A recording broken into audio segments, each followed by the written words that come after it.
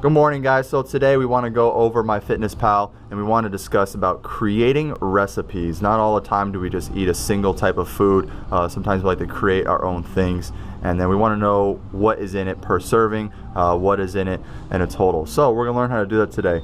We're at our main menu right now. We're going to go ahead and hit the More tab. The More tab on iPhones located all the way to the right.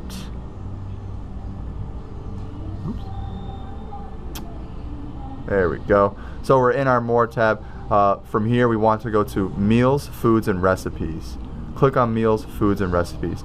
From here it's auto going to come up on Recipes. You also have a selection for Meals or Foods, but today we're talking about Recipes. So at the bottom you're going to hit Create a Recipe. You have two options. You can either choose Add from the web or enter ingredients manually. Today we're going to talk about entering them manually. So I'm going to go ahead and click that option. From here, we now need to name the recipe, okay? Before we do anything, we're naming it. Today, let's say we're making a casserole, okay? So, casserole. Cool. How many servings does it serve? I don't need to know exactly right now. I can guesstimate. Let's say I'm making it for a family of 4, so I'm just going to put 4 servings, okay? We're going to go ahead and hit the next arrow. We're now going to start adding ingredients. We want to add one. We can either search for the food. So if I know what I'm searching for, or if I have it in front of me and I know what it says, I can go ahead and put that in.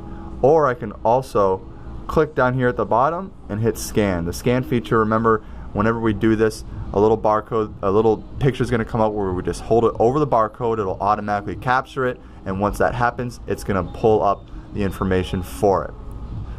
Today, let's just go ahead and add in some makeup stuff. So let's add some pasta. Let's say it's a Kroger, the brand Kroger pasta. Let's go ahead and choose that.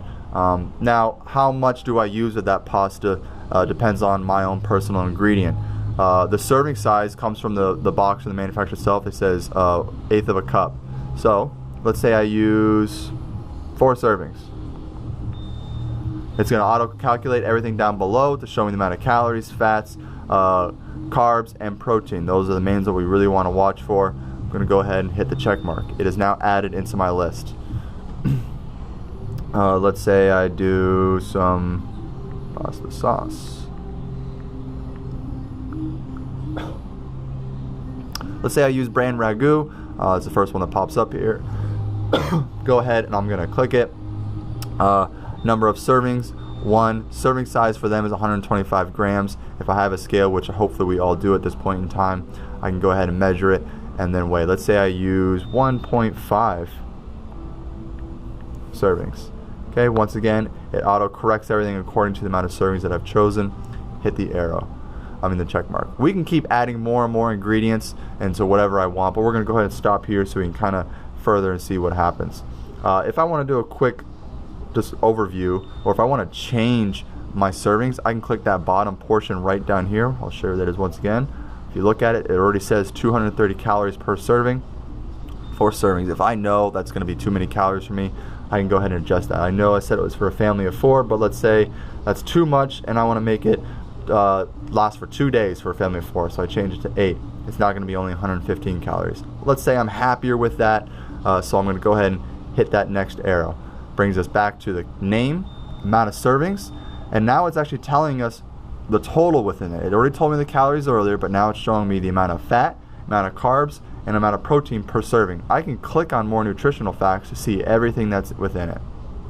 If I'm still not satisfied with it, before I just saw the calories, but now I'm looking to see the carbs, the protein, and the fat, and I'm just not happy. Let's say 23 grams of carbs. Let's say, man, that's just too much carbs for me. I can't do that. Or better yet, let's say, wow, I still have 50 more carbs to consume today. Let's make that back to a 4. So I'm going to go back to servings. I'm going to hit that 4. Once I do that, it's going to go back and look, we're now at 46.5 grams. That's better for me. I'm happy with that. I'll scroll down, and all I'm going to do is I'm just going to save. Okay, it's saving the recipe. It's now within my system. You can see it right there, the casserole. Now, how do I log what I saved? I go to my diary. I'm in. Let's say it's my post-workout. So I go ahead, I add my food. I go to recipes. Okay, it's up here, recipes. Go ahead, click that. There are all the recipes that I created. There's a casserole we just did. Click on the casserole. It's there. I can now hit the check mark and it's added. Pretty straight, pretty simple. Go ahead and use this technique to add these type of meals in. Good luck, guys. Thanks.